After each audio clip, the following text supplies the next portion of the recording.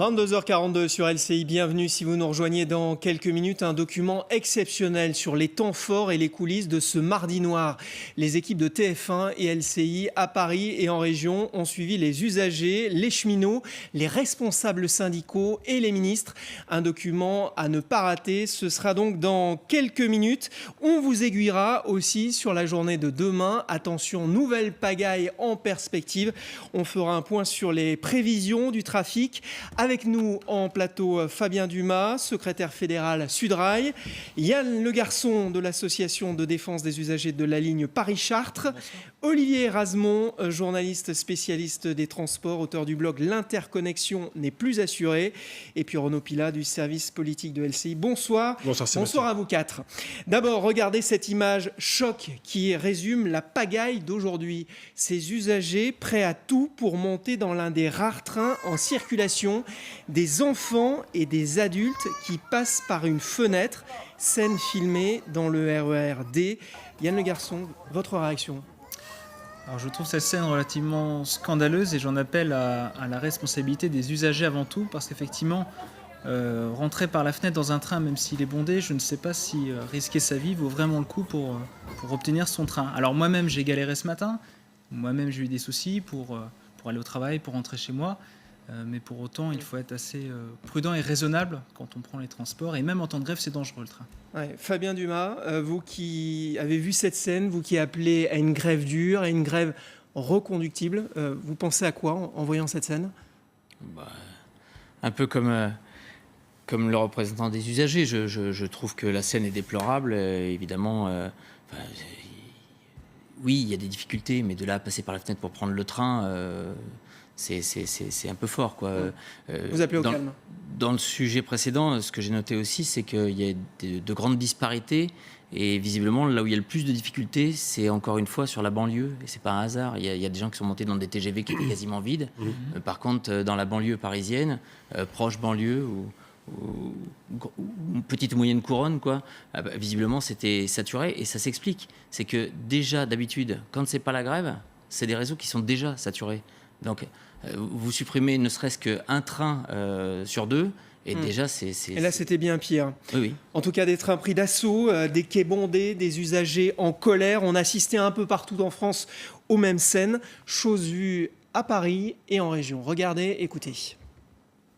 Je vous rappelle qu'il est strictement interdit de descendre dans les voies. Merci de rester sur le quai.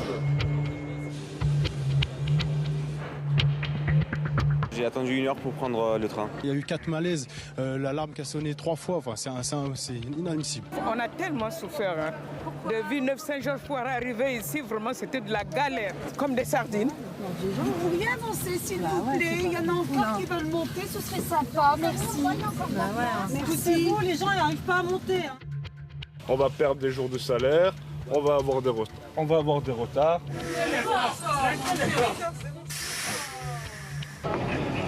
Bon, nous, on n'est pas là, on galère comme ça, là. Regarde, j'ai des chaussures, regarde. Je m'en fous, je vais monter comme tout le monde. C'est pas normal des conditions comme ça. Ils ont le droit d'avoir des revendications, mais nous aussi, on a le droit de jouer tranquillement de ce qu'on fait dont on fait.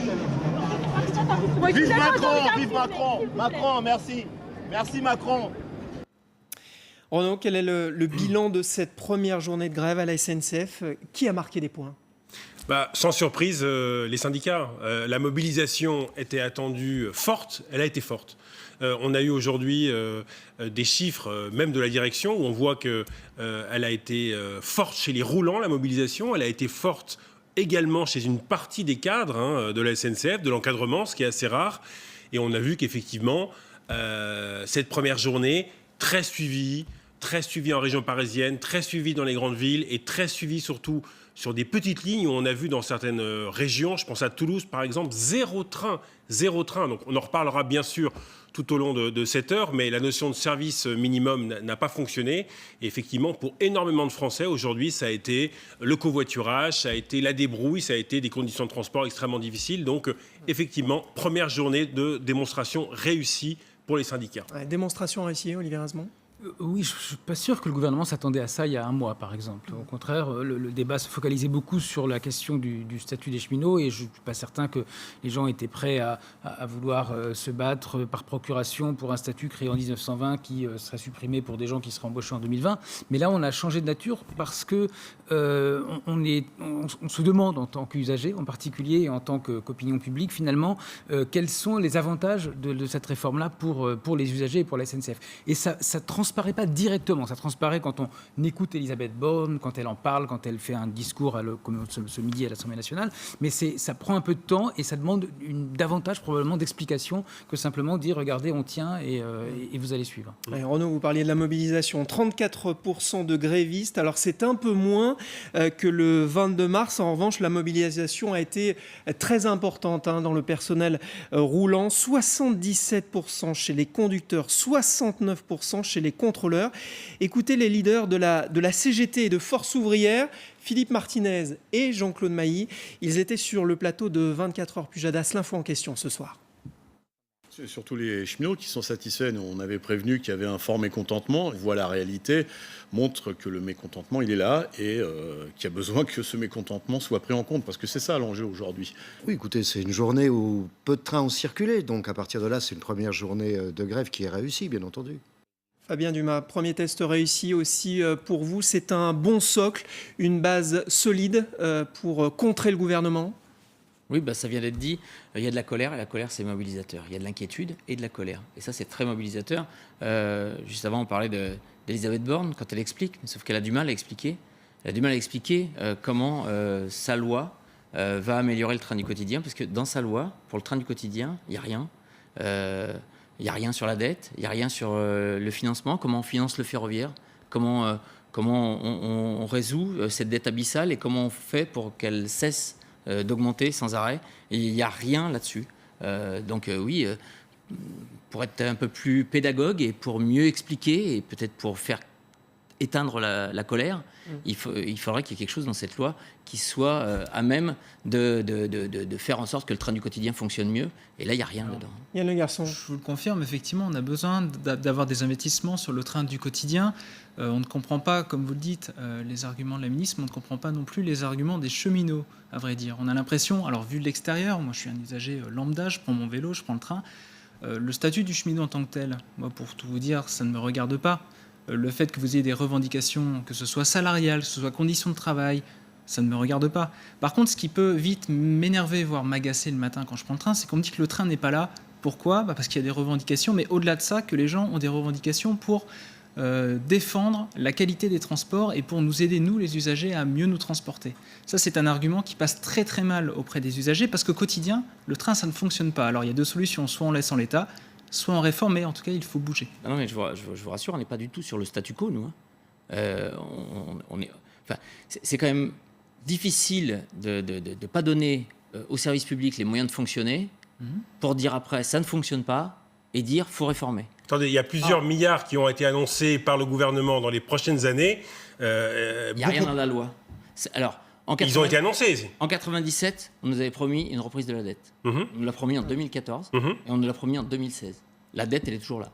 Donc là, il n'y a rien dans la loi. Non, mais sur Et le gouvernement nous dit, on va reprendre la dette. Pour le réseau ferré. Déjà dit en 2014. Pour le réseau ferré, au-delà de la dette, il y a 10 milliards qui ont été annoncés pour les réseaux ferrés dans les années à venir pour restaurer, réparer et rénover ce réseau ferré. C'est oui, quand même. Ça a commencé en réalité déjà avant. En fait, c'est une logique. En fait, quand Macron a fait son discours du 1er juillet en annonçant qu'on arrêtait de faire des TGV partout et qu'on allait se concentrer sur les trains du quotidien, c'est le début d'un processus, effectivement. Et effectivement, on est un peu au milieu de ce processus-là avec une loi très spécifique sur quelques aspects qui sont traités, où on a mélangé d'ailleurs à la fois des aspects concernant le personnel et des aspects concernant l'organisation de la société. C'est vrai qu'on a un peu du mal à y voir clair pour le moment et on attend probablement un peu plus de clarification. Vous dites pas de statu quo, mais vous dites aussi pas question de toucher au statut des cheminots. Non, mais le statut des cheminots, pour vous donner un ordre d'idée, en termes de coût annuel, c'est 2 fois le budget de la communication de la SNCF. C'est une raison pour pas réformer ?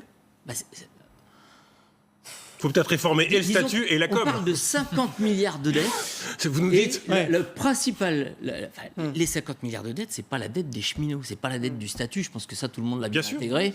C'est la dette Il y a un effet de cliquet régulier quand même. Non, mais il fallait transformer la SNCF, qu'il fallait la rendre compétitive. Transformer la SNCF.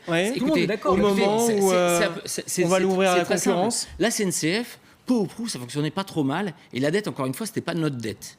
Mais ne serait-ce qu'il y a 20-25 ans... Non, vous ne pouvez pas dire que ça fonctionne pas trop mal, non. Il y a des retards. Je dis ça fonctionnait pas trop mal. Mais quand ça fait des années que ça se dégrade. Non, alors ça fait des années que ça se dégrade. Pourquoi ? Parce que ça fait des années qu'on morcelle la SNCF. Il y a ce qui s'appelle la fameuse gestion par activité. Je peux l'expliquer. Ça explique, par exemple, qu'il n'y ait pas de train, par exemple, pour aller à Montreux, et puis qu'il va y avoir des RERD. C'est-à-dire, il n'y a encore pas si longtemps que ça, les conducteurs étaient formés aux 2 lignes. Donc, ils pouvaient se remplacer les uns les autres. Et là, comme ils ne sont plus formés aux 2 lignes, en fait, on morcelle comme ça. Et tous les retards dans le quotidien des Français, tous les retards. Alors, les retards, je peux les expliquer aussi. Moi, je suis conducteur de train sur la ligne B. Le train de la ligne B, il date de 1979. Alors, 1979, imaginez si votre voiture roulait, roulait depuis 1979. La maintenance, du coup, les coûts de maintenance explosent. La maintenance au quotidien, elle est impossible à faire. Du coup, on ne sait même pas si le train va démarrer le matin. Donc, après, assurer une qualité de service, pendant ce temps-là, on met 9 milliards pour faire gagner 20 minutes de trajet aux gens qui font Paris-Bordeaux. Tout à fait d'accord. Et là, par exemple, je vois que vous avez Bruno Le Maire, juste une petite seconde, je vois que vous avez Bruno Le Maire comme invité dans pas longtemps. Vous lui demanderez pourquoi il nous fait commander... on réforme la SNCF parce qu'il y a une grosse dette et parce qu'on coûte trop cher. J'ai bien suivi jusque-là. On nous fait commander 100 TGV dont on n'a pas besoin. D'ailleurs, Guillaume Pépi est très gêné aux entournures parce qu'il aurait bien aimé dire qu'on n'en avait pas besoin. Mais en même temps, vu que son patron, c'est celui qui décide, voilà, donc il est obligé de dire bon, d'accord, on va les prendre. Mais ça creuse la dette tout de suite de 2,5 milliards. On a fait la priorité au TGV pendant des années. On a effectivement totalement oublié. Et quand on dit, c'est pas seulement la SNCF qui a fait ça, c'est l'État, c'est les collectivités locales. C'est chaque élu qui voulait, encore récemment, son TGV, sa gare, etc. C'est le syndrome Tuche du fameux film. Voilà, je veux que le TGV s'arrête dans ma gare. Donc c'est une sorte d'erreur collective dont on paye le prix. Et à mon avis, on est en train de recommencer la même chose avec le Grand Paris Express et avec le Charles de Gaulle Express, que le gouvernement s'engage à financer. Alors la fameuse règle d'or, et on nous fait financer le Charles de Gaulle Express. Donc on a une sorte de fuite en avant qui a été une sorte d'assentiment collectif à tout ça. On est en train de payer la dette. Et en même temps, on a fait des routes en même temps. C'est-à-dire qu'on a continué la concurrence entre les différents moyens de transport. Et au bout de la chaîne, les usagers. Voilà. Renaud, en un mot, c'est vrai que cette réforme, elle ne règle pas le problème de fond, le problème de la dette de la SNCF. C'est un des aspects, le statut des cheminots. Je crois qu'on ne peut pas considérer que ça n'a aucune importance dans le fonctionnement de l'entreprise. Effectivement, il y a un mois, et on va y venir, on verra des extraits tout à l'heure d'interventions politiques aujourd'hui, il y a une petite inflexion de la part du gouvernement parce qu'ils se sont aperçus qu'effectivement, il y a un mois et demi, ils ont peut-être trop axé sur le statut des cheminots. Il y a beaucoup d'autres aspects qui expliquent, notamment les erreurs passées, la dette de la SNCF et le fait que les trains n'arrivent pas à l'heure. En revanche, dans la réforme globale de l'entreprise, c'est vrai que la concurrence arrive, qu'on le veuille ou non, et donc le statut des cheminots ne peut pas rester exactement le même. Allez, on va revenir sur cette réforme, bien évidemment, mais d'abord, revenons sur cette journée, 22h55. Bienvenue si vous nous rejoignez sur LCI. Voici un document exceptionnel sur les temps forts de ce mardi noir. Les équipes de TF1 et d'LCI ont suivi au plus près les usagers, les grévistes, les manifestants, les responsables syndicaux et politiques durant toute cette journée. Caméras embarquées dans les trains, sur les quais, au cœur des manifs, et même au ministère des Transports, chose vue et entendue à Paris et en région. Camille Collin, Catherine André. Au réveil ce matin, sans surprise, il y a un seul titre aujourd'hui à la grève, mardi noir. Un même écho sur les ondes. À la une ce matin, des trains rares et bondés pour ce premier matin de grève. Conséquence, déjà près de 400 km de bouchons cumulés en Ile-de-France. Les trains sont rares, voire inexistants. Au même moment sur les quais, trop exigu pour accueillir le flot de voyageurs, le jour n'est pas encore levé que les plus intrépides s'aventurent sur les voies. Bonjour, à la voie H, je vous rappelle qu'il est strictement interdit de descendre dans les voies. Tout comme passer par la fenêtre. La scène est stupéfiante, filmée dans le RERD. Un peu plus loin, les arrivées. Quelques chanceux sont à destination. La journée ne fait que commencer gare de Lyon, mais le ras-le-bol est général. Là, il fallait voir ce qui s'est passé dans le train. Il y avait des malaises, des femmes qui pleuraient. Des enfants, c'est pas normal. 1h, 3 quarts pour prendre le train, c'est infernal, c'est inadmissible. Dès le premier jour, il y en a pour 3 mois. Les gens, il y a eu 4 malaises, l'alarme qui a sonné 3 fois, enfin, c'est inadmissible. On a tellement souffert. Hein. Depuis 900 jours pour arriver ici, vraiment, c'était de la galère. Vous avez réussi à monter dedans? Ah oui, comme des sardines.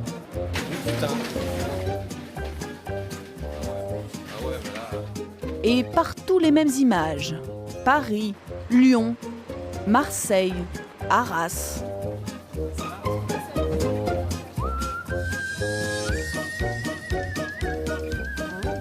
Vous pourriez avancer s'il vous plaît. Il y en a encore qui veulent monter, ce serait sympa, merci. Merci. Bon, les gens n'arrivent pas à monter. TGV, TER, RER, même topo. Difficile de trouver une place, il n'y a pas assez de rames, trop de monde. 4 fois plus? Oui, je pense 4-5 fois plus. Ouais. Oui. Mais oui, on ne peut plus bouger, quoi. Les gens n'arrivent pas tous à monter. Les seuls qui sont en galère, c'est nous. C'est nous. On va perdre des jours de salaire, on va avoir des retards. C'est tout et n'importe quoi. Alors bien sûr, pour accompagner les voyageurs, la SNCF a déployé ses troupes. Près de 1500 salariés ont quitté leur poste habituel pour endosser leur gilet. On s'occupe de la maintenance et des travaux dans les gares. Ça n'a rien à voir. Rien à voir, comme beaucoup d'entre nous qui sommes ici. Voilà, on se porte au contact du client dans ces journées difficiles. Il faut que j'attende jusqu'à 14h. Il n'y a pas une autre solution. Il y a un train avant pour Marseille, mais ça ne va pas vous arranger non plus. Calmer les énervements. Là, je vais arriver à 19h. Voire 20h. Renseigner les touristes étrangers.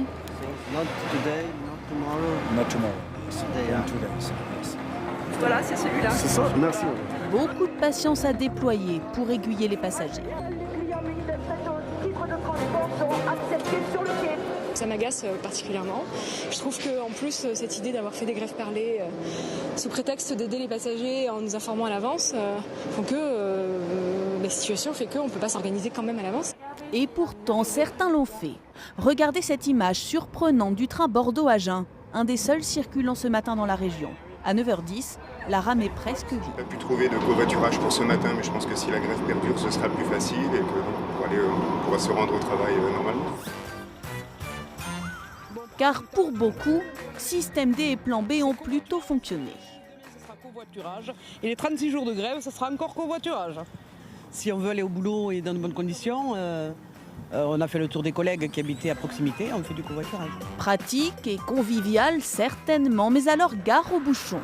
La vue est belle, mais le temps long. En Ile-de-France ce matin, plus de 400 km de ralentissement cumulé. Ça roule très très mal. On est parti depuis 4h du matin, c'est la vraie galère. C'est complètement bouché, ça fait 3 heures que je suis parti. Moi j'habite à la porte de Clignancourt, ça doit faire 20 minutes pour faire 500 mètres. Bilan des courses, seuls les voyageurs de bus semblent satisfaits. Je découvre les joies du bus, mais par intérêt. À l'aller, ça s'était très très bien passé. Je trouve ça aussi pratique que le train, à vrai dire. Ah bah, j'avais prévu le coup. J'avais réservé un billet de train et en double un billet de bus. Et heureusement que je l'ai fait. Prendre les gens en otage, alors que des discussions sont en cours, je trouve ça inadmissible. Les Français pris en otage, qu'en pensent-ils justement? Certains s'en accommodent. Les gens qui font grève, ça ne me dérange absolument pas. Et si on n'a pas le train, on prend le bus. Et si on n'a pas le bus, on fait autre chose. On n'a pas le choix. On va être solidaire. Après, voilà, on s'adapte. Je peux comprendre la grève. Il n'y a pas trop de soucis à ce niveau-là. Après, voilà, ça nous embête aussi un peu nous. 3 mois, ça va être long. Donc, je verrai à l'usure. Tous ensemble, grève. Qui cédera donc le premier dans cette guerre d'usure? D'un côté, les cheminots dans la rue cet après-midi, soutenus même par quelques étudiants. C'est un bras de fer contre bras de fer, on va y aller. Nous on est là, on est prêts à faire 3 mois de grève et encore plus s'il le faut, à se battre. Tant qu'il y aura des gens qui se battront, on sera là. On ne gêne pas les Français, on se bat pour eux. Et nous aussi, nous sommes usagers et on se bat pour notre service public. Le gouvernement Macron s'attaque à la casse du service public en général. On est visés, ils sont visés aussi, on est là pour les soutenir. On en profite aussi qu'ils aient une grande visibilité pour porter nos revendications aussi.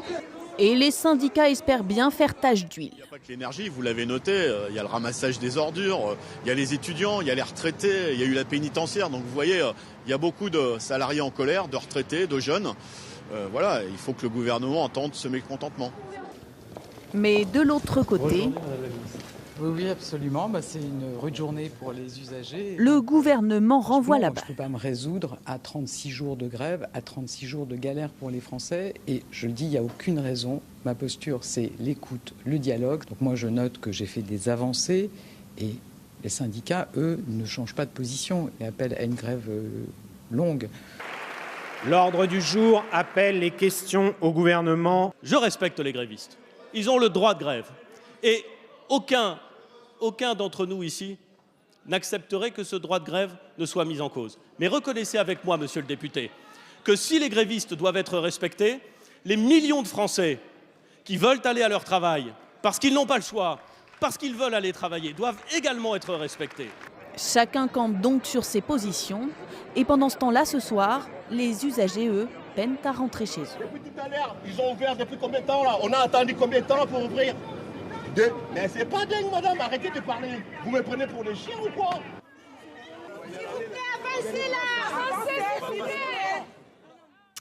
Yann Le Garçon, c'est vraiment le scénario catastrophe pour les usagers, une forte mobilisation des personnels roulants et un maximum de galères. Ce qui nous inquiète le plus, en fait, c'est non seulement cette journée a été assez compliquée, et encore, vous avez une partie de nos usagers sur notre ligne, en tout cas, qui ont pris soit des RTT, soit du télétravail, soit qui ont pris des congés. Mais au bout d'un moment, au bout de quelques jours, de quelques semaines, comment on va s'arranger pour aller chercher nos enfants le soir, pour aller simplement au travail le matin? Donc c'est une véritable problématique. Moi, sur ma ligne, en l'occurrence, le plan de transport qui avait été donné dimanche aux usagers a été relativement respecté.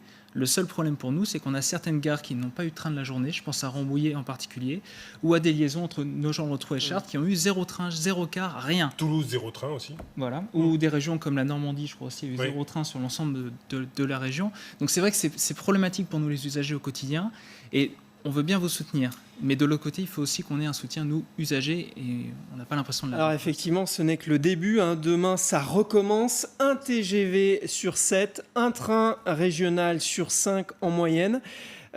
Comment les usagers vont-ils surmonter tout ça si l'on part, comme c'est annoncé, pour 36 jours de grève en 3 mois?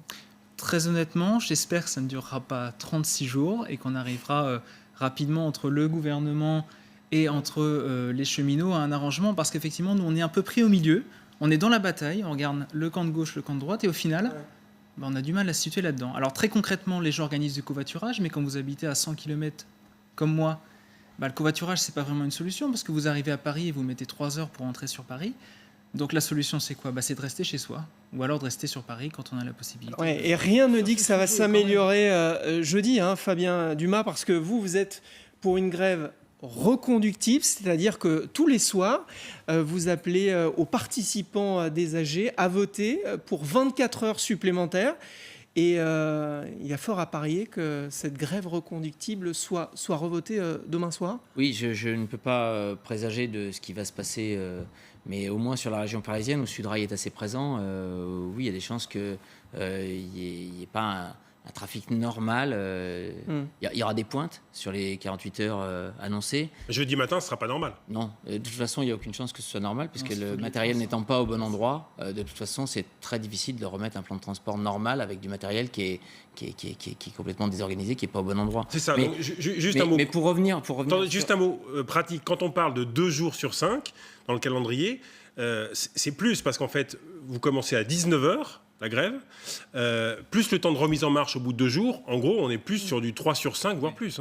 Oui, sauf qu'eux, ils sont à 100%, en fait. De toute façon, ils font grève tout le temps. Oui, bien sûr. Moi, je ne suis pas là pour expliquer les modalités décidées par les autres. Non, mais pour que les gens qui nous regardent comprennent, ça sera pas, les 3 autres jours, ça ne sera pas un trafic. Non, c'est vrai, c'est vrai. Je préciserai en plus que sur une partie de la région en Ile-de-France, il y avait aussi une grève vendredi dernier des aiguilleurs. Donc en fait, on est en grève depuis vendredi, donc ça fait plusieurs jours maintenant. Effectivement, jeudi matin, on nous annonce d'ores et déjà que le trafic ne sera pas normal et qu'on aura des difficultés, comme si l'ensemble de l'entreprise était en grève. Mais pour revenir parce que la problématique des usagers nous tient à cœur. Vous imaginez bien qu'on ne fait pas grève par plaisir, et syndicat de lutte ou pas, ça n'arrive qu'au bout d'une démarche. C'est-à-dire on n'a pas le choix. La grève à la japonaise, c'est illégal en France.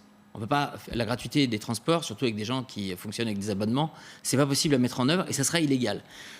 On a eu un mois de pseudo-concertation avec la ministre.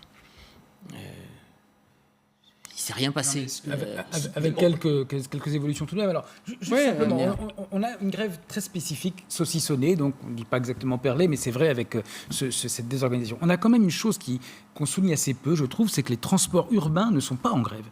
Ni TBM à Bordeaux, ni Transpol à Lille, ni TCL à Lyon, ni la RATP à Paris en Ile-de-France. C'est tout à fait différent. Premièrement, pour les usagers, parce que ça veut dire qu'on peut aller prendre un tramway. Il y a des tramways en Ile-de-France, ou les bus, ou à une station de métro. On peut aller en voiture ou en covoiturage. Ça dépend de l'endroit où on travaille et où on habite en Ile-de-France. Évidemment que ça dépend. Évidemment. Par contre, ça laisse à plus de monde des possibilités que si la RATP était également en grève. Donc ça ouvre quand même. Beaucoup de gens ne le savent pas. Il y a des réactions comme ça de gens qu'on peut comprendre, mais qui disent il n'y a pas de train, je vais prendre ma voiture, sans réfléchir au fait qu'ils pourraient peut-être prendre leur voiture pour aller à une station de métro. Bon, ça, et on a eu dans le passé des journées où il n'y avait ni train, ni bus, ni métro. Et là, on je peux dire, c'est le blocage trains sont gérés par la RATP, non pas par la SNCF. À la grande référence, un petit peu passée maintenant, de 1995, on n'est quand même pas du tout dans les mêmes circonstances. Aussi pour cette raison, c'est qu'effectivement, on a des bus, le métro et les tramways. Alors pour l'instant,